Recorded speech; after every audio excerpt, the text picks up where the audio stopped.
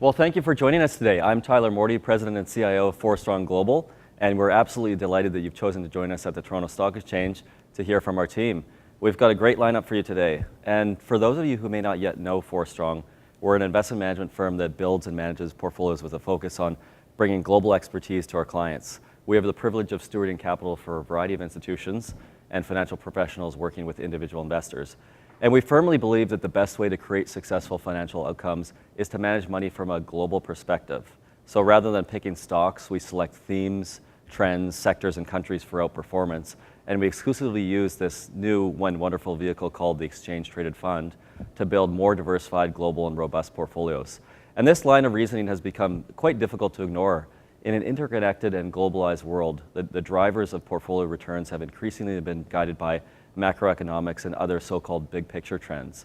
So our goal for you is simple: build the very best portfolios that can thrive and withstand the shocks of a globalized modern world and ultimately secure a more comfortable financial future for you and your families. So let's jump into today's agenda entitled The Legacy of Quantitative Easing, QE as we call it. Now first we've got Wilfred Hahn, and he's going to explore the philosophy of risk through the prism of his near 4 decades of managing money. And to many, risk is what he calls a 4-letter word. It may be an elusive, scary concept, but it shouldn't be, because there's risks that are well compensated and others that are not. So to be successful in investing, one has to capitalize on the beneficial types of risk and avoid the others. Next, I get the pleasure of interviewing one of the portfolio managers on our investment committee.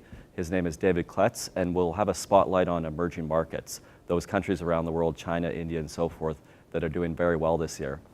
And the stock markets of the regions in the world have been on an absolute tear, and we'll share with you why this is very likely the start of a longer running trend, even though the transition will be surely volatile. And finally, you're going to hear from me. I will be discussing the winding down of the post-crisis monetary programs, so-called quantitative easing, and what all this means for client portfolios. So thank you again for attending our event, and we hope that you find the content informative.